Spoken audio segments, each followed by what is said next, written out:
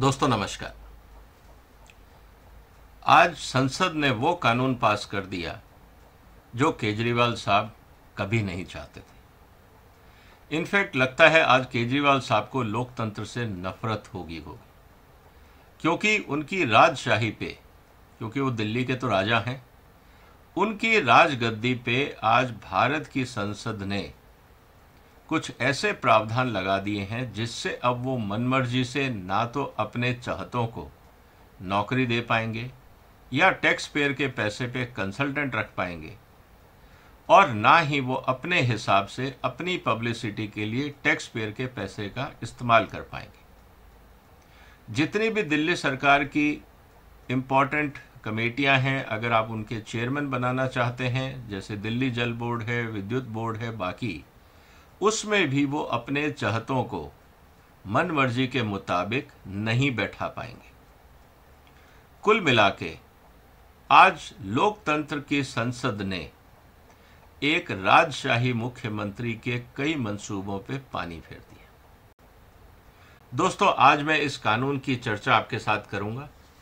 संसद ने जो कानून पास किया है वो काफ़ी डिटेल्ड है, लेकिन मैं आपके सामने आज उस कानून के 10 मुख्य मुद्दे जो हैं वो आपके सामने रखने वाला हूं, ताकि आपको ये पता लगे कि अब क्यों केजरीवाल साहब की मजबूरी हो गई है कि उनको ऑफिस जाना पड़ेगा, उनको काम करना पड़ेगा, उनको अब डॉक्यूमेंट साइन करने पड़ेंगे और अधिकारियों के साथ बैठ के मंत्रणा करनी पड़ेगी, और अपनी जो दिली तमन्ना थी कि वो अघोषित लोकतंत्र में एक राजा के रूप में राज कर सकें, उन मंसूबों पे आज उनके पानी फिर गया। आगे बढ़ने से पहले आपसे निवेदन है कि आप इस वीडियो को शेयर करें, इस चैनल को सब्सक्राइब करें, और मैं आपके सामने वो 10 महत्वपूर्ण मुद्दे रखूंगा जिससे आपको ये पता लगेगा कि किस तरह से दिल्ली के मुख्यमंत्री की अब मजबूरी हो गई है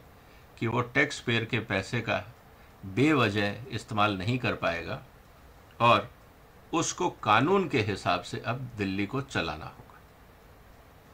दोस्तों, सबसे पहले जो कानून बनाया है आज, जो लोकसभा में पास हुआ है, उसमें जो सेक्शन 45C है, power of central government to make rules under this part. आपको ये पता है कि दिल्ली भारत की राजधानी है।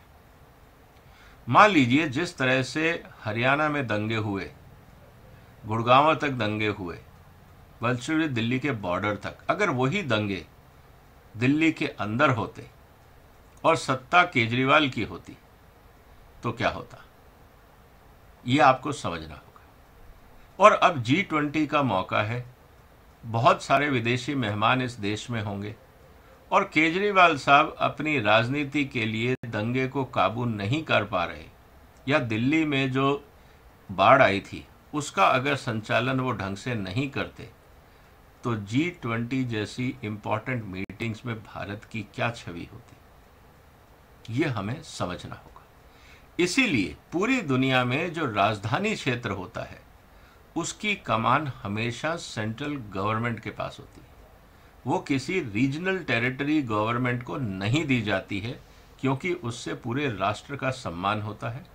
दूसरा, जितनी भी महत्वपूर्ण संस्थाएं होती हैं राष्ट्र की, वो सब राजधानी में होती हैं, और राष्ट्रीय राजधानी होने के साथ साथ अगर वहाँ पे लॉ एंड ऑर्डर ठीक नहीं होगा, वहाँ पे अगर संचालन ठीक नहीं होगा, तो अराजकता अगर राष्ट्र की राजधानी में होगी तो इसका असर पूरे देश पे पड़ेगा।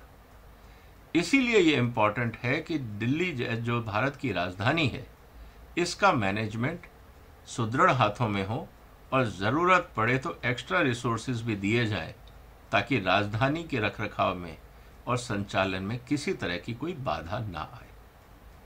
दोस्तों, अब जब सरकार ने ये कानून बनाया है, उसमें ये कहा है कि कानून में जो ऑफिसर्स होंगे दिल्ली सरकार के, जो यूपीएससी के माध्यम से आते हैं, सीनियर ऑफिसर्स की यहाँ बात हो रही है, उनका टेन्योर ऑफ ऑफिस, उनकी पावर, ड्यूटीज़ और फंक्शंस, क्या ऑफिसर करेंगे, उनकी क्वालिफिकेशन, जैसे केजरीवाल साहब ने अपने आम आदमी पार्टी के अपने एमएलएज के रिश्तेदारों को कंसल्टेंट के रूप में अपॉइंट कर दिया था, अब वो नहीं चलेगा।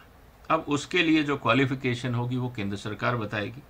ट्रांसफ़र और posting of officers and other employees कैसे होंगे, और procedure to be followed in imposing penalty, suspension and departmental inquiries. इसका मतलब ये है कि दिल्ली सरकार के मंत्री अब अधिकारियों को धमका नहीं सकेंगे कि तुम हमारे हिसाब से काम करो, नहीं तो हम तुम्हें पनिश करेंगे।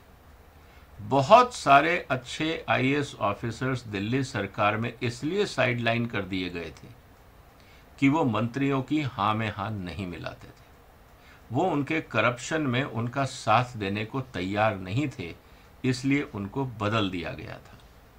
और एक एग्जाम्पल हमारे सामने है, वो है दिल्ली एक्साइज कमिश्नर का। जब पुराने आईएएस ऑफिसर ने, जो एक्साइज कमिश्नर थे, उन्होंने ये कहा कि जो आप एक्साइज पॉलिसी ला रहे हो वो गलत है, तो उन्होंने उनको बदल के अपने एक चहेते आदमी को एक्साइज कमिश्नर बना दिया। और दुख की बात यह है कि वो आज इनके घोटालों के साथ साथ उस पर भी इंक्वायरी चल रही है। तो अब अधिकारियों को भी इनकी जो मानसिकता है कि टैक्स पेयर के पैसे का कैसे इस्तेमाल किया जाए अपने फ़ायदे के लिए, और उसमें जब तक अधिकारी शामिल नहीं होते, फाइलें नहीं बनती, प्रोसीजर्स के ऊपर कागज़ों पे साइन नहीं होते, तब तक घोटाला नहीं हो सकता। तो इनकी जो तमन्ना थी कि इनके चहते कठपुतली अधिकारी जहां ये चाहें वहां बैठा दें, अब ये इनके लिए पॉसिबल नहीं होगा। तो इसीलिए सबसे बड़ा मुद्दा यही है, केजरीवाल साहब को इसीलिए इस बात का दर्द है कि ये कानून नहीं आना चाहिए था। दूसरा इंपॉर्टेंट चीज है कि power to appoint authorities, boards, commissions और स्टैट्यूटरी बॉडीज। किसी भी राज्य सरकार में बहुत तरह की बॉडीज होती हैं। आपका विमेन कमीशन है, ह्यूमन राइट कमीशन है, दिल्ली जल बोर्ड है, पॉल्यूशन बोर्ड है, 50 चीज़ें हैं। आप वहाँ पे चाहें तो अपने पदाधिकारियों को, अपने पार्टी के लोगों को बिठा सकते हैं। आज तक यही होता है। लेकिन अब केजरीवाल साहब को जो भी वो चाहते हैं कि वहाँ पे उनकी नियुक्ति हो, वो पैनल आपको, केजरीवाल साहब को एक कमेटी जो बनेगी, national capital civil services authority, जिसमें चीफ मिनिस्टर उसके अध्यक्ष होंगे, चीफ सेक्रेटरी और होम सेक्रेटरी उसके मेंबर होंगे। 3 कमेटी एक पैनल का नाम रिकमेंड करेगी लेफ्टिनेंट गवर्नर साहब को, और मान लीजिए इन्होंने 3 नाम भेजे, तो ये 3 नामों के तहत कोई भी एक नाम लेफ्टिनेंट गवर्नर सेलेक्ट करके भेज सकते हैं कि आप इनको अपॉइंट कर सकते हैं। इसका मतलब ये है कि अब केजरीवाल साहब मन मर्जी नहीं कर पाएंगे कि ये मेरा दोस्त है तो मैं इसको अपॉइंट कर दूं, ये मेरा भाई है या रिश्तेदार है या कोई और है, या मेरा पार्टी का कार्यकर्ता है, मैं इसको अपॉइंट कर दूं, ये मेरे हिसाब से चलेगा, पूरा डिपार्टमेंट मेरे कंट्रोल में होगा, मैं जो चाहूँगा वो करूँगा, अपने नाम के पोस्टर छपवाऊँगा, कैलेंडर बनवाऊँगा, जो चाहूँगा करूँगा। अब शायद ऐसा नहीं हो पाएगा। इसीलिए केजरीवाल साहब को बहुत दुख है कि ये कानून क्यों आया। जैसा मैंने आपसे कहा कि एक कमेटी बनेगी national capital civil services authority, जिसमें chief minister, chief secretary, home secretary member होंगे, और ये कमेटी डिसाइड करेगी कि किस अधिकारी को कहाँ किस कमेटी में बैठाना है या ट्रांसफ़र पोस्टिंग करनी है, और ये मेजॉरिटी वोट से काम होगा। अब 3 मेंबर की कमेटी है दोस्तों। ये कमेटी जो बैठेगी, कहाँ बैठना है, कब बैठना है, ये चीफ मिनिस्टर डिसाइड करेंगे। लेकिन कम से कम 2 आदमी होने चाहिए कमेटी में। इसका मतलब ये है कि चीफ मिनिस्टर, चीफ सेक्रेटरी और होम सेक्रेटरी। अगर चीफ मिनिस्टर चाहते हैं कि जो भी अपॉइंटमेंट पोस्टिंग उनके हिसाब से हो, तो ये अब उनकी मजबूरी हो गई है कि उनको अब हर मीटिंग अटेंड करनी पड़ेगी। वो डेलीगेट नहीं कर पाएंगे क्योंकि वो खुद चेयरमैन है कमेटी के। अब रही बात कि जब उनको खुद मीटिंग अटेंड करनी होगी और सैकड़ों ट्रांसफ़र पोस्टिंग होती हैं साल में, इसका मतलब अब केजरीवाल साहब को काम करना पड़ेगा। अब सोचना पड़ेगा। एक तरीका ये है कि कौन से ऑफिसर ढूंढूं ताकि जो बाकी कमेटी मेंबर्स हैं वो उससे एग्री करें, उस पर वो ऑब्जेक्शन ना करें। ये बात समझने की है। इसका मतलब अब केजरीवाल साहब मनमर्जी नहीं कर पाएंगे, उनको अच्छे आदमी ढूंढ के लाने पड़ेंगे, जब वो अच्छे आदमी ढूंढ के लाएंगे ताकि बाकी दोनों कमेटी मेंबर्स उससे एग्री करें, तो निश्चित रूप से दिल्ली का भला ही होगा। लेकिन अगर ये कंट्रोल नहीं होता और मनमर्जी के आदमियों को अपॉइंट कर दिया जाता, तो वही होता कि दिल्ली के सैकड़ों करोड़ रुपए पब्लिसिटी में तो खर्च हो जाते, लेकिन दिल्ली के इंफ्रास्ट्रक्चर सुधारने के लिए पैसा देने के लिए केजरीवाल साहब के पास टाइम नहीं था, पैसा नहीं था, नीयत नहीं थी। सबसे इंपॉर्टेंट चीज जो एक सामने आई है, chairman of authority shall preside over all the meetings and quorum of meeting will be 2 members. इसका मतलब ये है कि हर मीटिंग केजरीवाल को चेयर करनी है और होम सेक्रेटरी या चीफ सेक्रेटरी में से कम एक अधिकारी मीटिंग अटेंड करेंगे। और अगर ये मीटिंग में नाम सही नहीं आते हैं और ऑब्जेक्शन होता है, तो एलजी साहब के पास जब ये लिस्ट जाएगी अप्रूवल के लिए, तो वो चाहें तो डिटेल मांग सकते हैं और ये मेंबर सेक्रेटरी को अपडेट करना होगा कि क्या नाम पे सहमति थी या नहीं थी या स्प्लिट वोट था। ये सारे डॉक्यूमेंटेशन अब पेपर पे होंगे और उस मिनट्स को केजरीवाल साहब को साइन करने होंगे, क्योंकि वो खुद चेयरमैन है। तो अब वो इस जिम्मेवारी से नहीं बच पाएंगे कि मैं मीटिंग में नहीं था, ये सिग्नेचर मेरे नहीं हैं। इसका मतलब ये है कि ट्रांसफर पोस्टिंग का हर ऑर्डर जो रिकमेंडेशन जाएगा एलजी के पास, उसमें सीएम के सिग्नेचर होंगे। और अगर मान लीजिए बाकी दोनों मेंबर एग्री नहीं करते हैं केजरीवाल से, तो वो मिनट्स ऑफ मीटिंग में भी लिखा जाएगा और वो ऑफिशियल रिकॉर्ड हमेशा एलजी के पास रहेगा। इसके अलावा जो इंपॉर्टेंट चीज और है जो समझने की है कि the authority shall have the responsibility to recommend all the matters connected with filing vigilance and non-vigilance matters of investigation। अगर किसी ऑफिसर के खिलाफ केजरीवाल साहब चाहते हैं कि कार्रवाई हो, जैसा अभी उन्होंने थोड़े दिन पहले कहा कि विजिलेंस सेक्रेटरी करप्शन के मामले में बदनाम है या उनके खिलाफ कंप्लेंट्स आई हैं, तो अब केजरीवाल साहब अपने लेवल पे या उनके मंत्री अपने लेवल पे ये डिसीजन नहीं ले पाएंगे कि हम सेक्रेटरी के खिलाफ या किसी अधिकारी के खिलाफ जांच बैठा दें। वो जांच बैठाने का अधिकार अब एलजी का है। मंत्री को या केजरीवाल साहब को इस अथॉरिटी के माध्यम से एप्लीकेशन भेजनी होगी एलजी को विद सफिशिएंट प्रूफ कि ये हमारे एविडेंसेस हैं, इस कारण से इस अधिकारी के खिलाफ इन्वेस्टिगेशन होना चाहिए।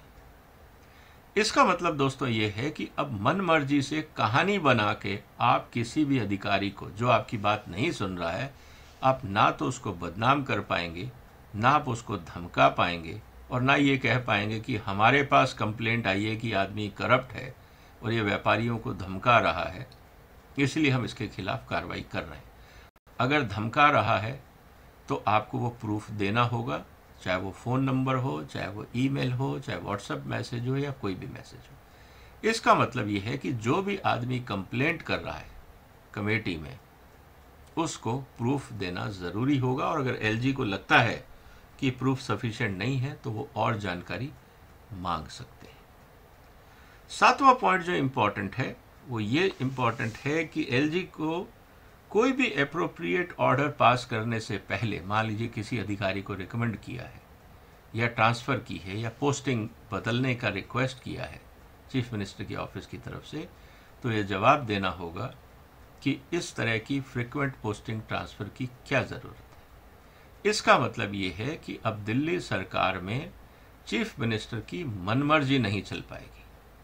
अब एक सिस्टम से काम होगा और जब सिस्टम से काम होगा तो सिस्टम में स्टेबिलिटी आएगी और इस पूरी जिम्मेवारी को देखने की जिम्मेवारी है चीफ सेक्रेटरी की।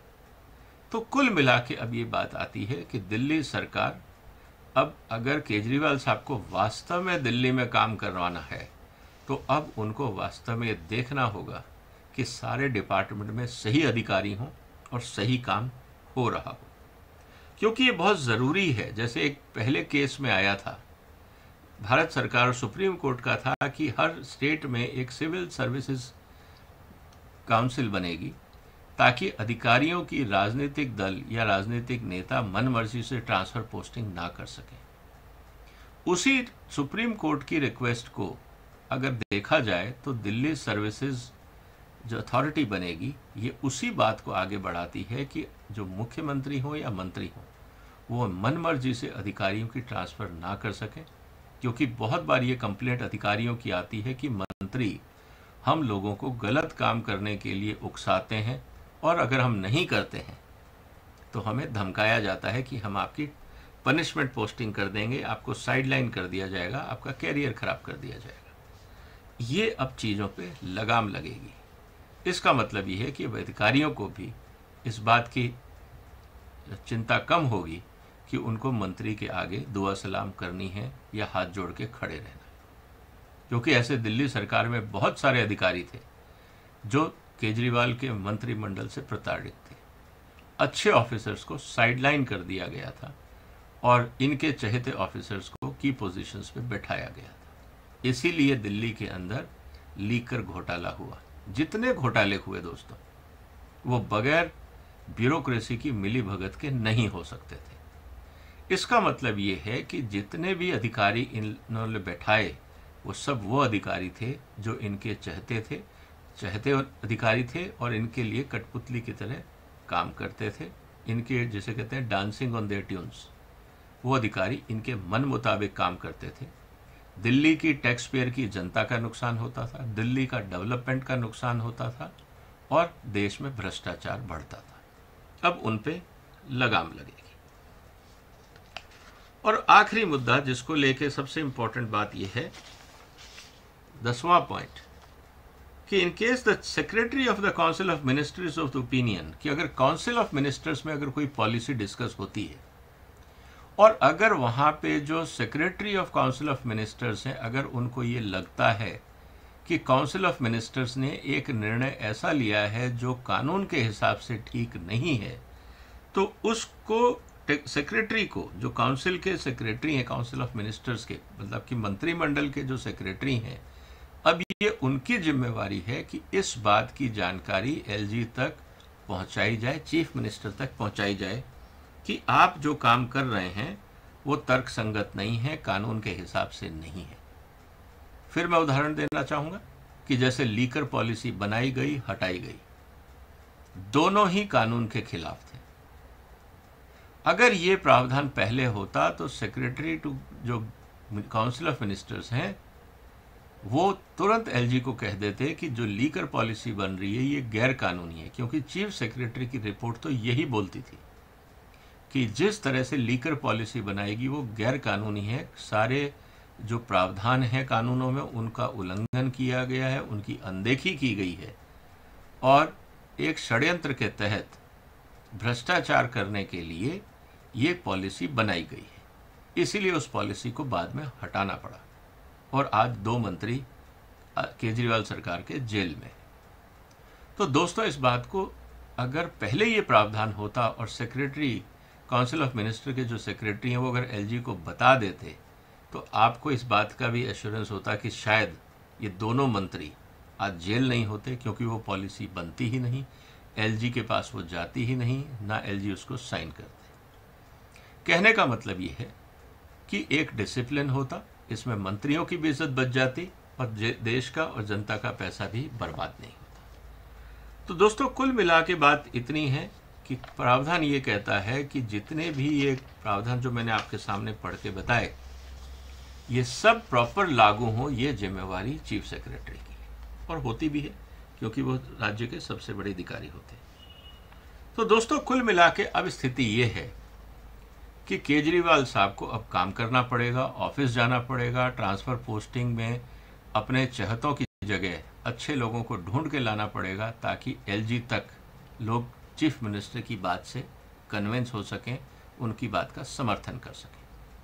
ये तो थे कानूनी प्रावधान, लेकिन इसी प्रावधान जो ऑर्डिनेंस था उसको केजरीवाल साहब ने सुप्रीम कोर्ट में चुनौती दी है। अब ये देखना है कि क्या सुप्रीम कोर्ट ये जो संसद कानून पास करती है, अब सुप्रीम कोर्ट संसद का साथ देती है या केजरीवाल साहब का साथ देती है। आपको क्या लगता है दोस्तों, क्या संसद केजरीवाल का साथ, जो सुप्रीम कोर्ट है क्या वो केजरीवाल का साथ देगी या संसद द्वारा पारित कानून का? क्योंकि इस समय सोशल मीडिया पे ये बहुत चर्चा चल रही है कि सुप्रीम कोर्ट में बहुत सारे ऐसे केसेस जा रहे हैं जो सरकार के खिलाफ है, खासकर मोदी सरकार के खिलाफ है। और सुप्रीम कोर्ट क्या रुख लेता है ये तो आने वाला वक्त बताएगा। मीनवाइल आपका क्या सोचना है? क्या ये जो संसद कानून पास करेगी, क्योंकि लोकसभा में तो ये पास हो गया, अब कल परसों में या अगले हफ्ते में ये राज्यसभा में पास हो जाएगा और ये दिल्ली का जो कानून है ये देश का कानून बन जाएगा। उसके बाद सुप्रीम कोर्ट का रुख क्या होगा? क्या सुप्रीम कोर्ट संसद की द्वारा पारित कानून का समर्थन करेगी या सुप्रीम कोर्ट ये कहेगी कि ये कानून गलत है क्योंकि इससे केजरीवाल साहब के पर कतरे गए और वो ठीक नहीं है? अब देखना इस बात को है कि सुप्रीम कोर्ट में केजरीवाल के वकील क्या दलील करते हैं और सुप्रीम कोर्ट किस मत से क्या निर्णय लेता है। आपका क्या विचार है? आपको क्या लगता है? कमेंट बॉक्स में लिखिए। इस वीडियो को शेयर करें, इस चैनल को सब्सक्राइब करें। आपने वक्त निकाला, आपका धन्यवाद। फिर एक और महत्वपूर्ण मुद्दे पर चर्चा के लिए आपके साथ हाजिर होऊंगा। तब तक अपना ध्यान रखिए। फिलहाल वंदे मातरम।